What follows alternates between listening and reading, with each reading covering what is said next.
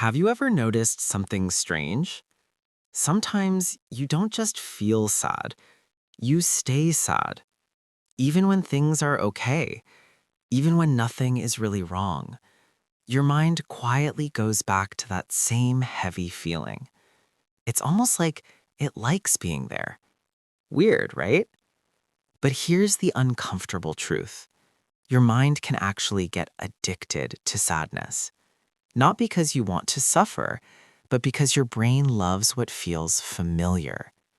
Think about it.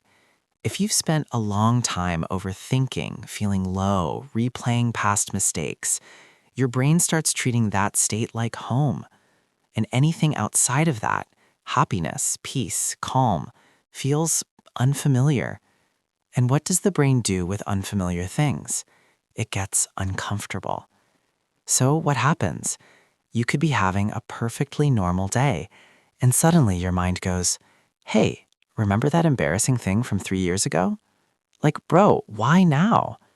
Or you start comparing yourself to others, or imagining worst case scenarios, or replaying old conversations like it's a Netflix series you didn't even enjoy the first time.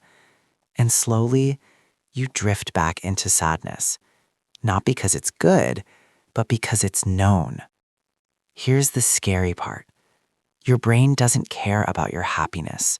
It cares about your patterns. If sadness has been your pattern, your mind will try to protect it.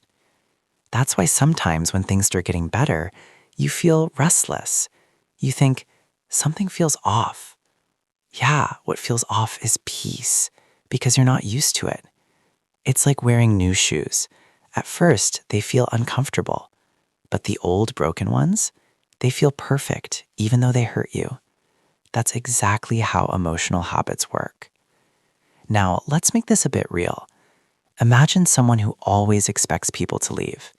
Even if they meet someone good, their mind whispers, they'll leave too. So what do? They overthink, they doubt, they pull away, and eventually the relationship breaks. And then the brain goes, see, I told you. But the truth is, it wasn't reality. It was a loop your mind got comfortable in.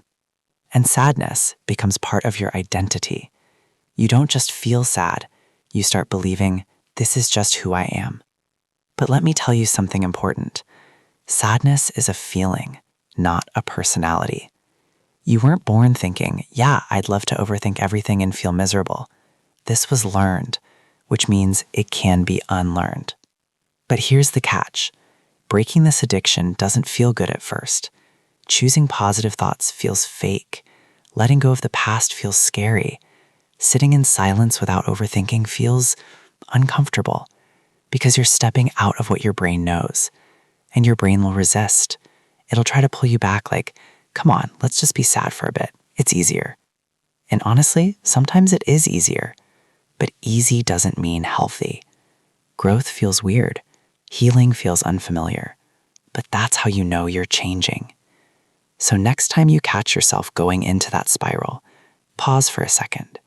Don't fight it aggressively. Just notice it. Say, okay, my mind is doing that thing again. That small awareness, that's where the change begins. Because you can't break a loop if you don't even realize you're in one. And slowly, you teach your brain something new. That peace is safe, that happiness isn't temporary, that not every thought deserves your attention. And over time, sadness stops being your comfort zone and becomes just a passing emotion, not your home.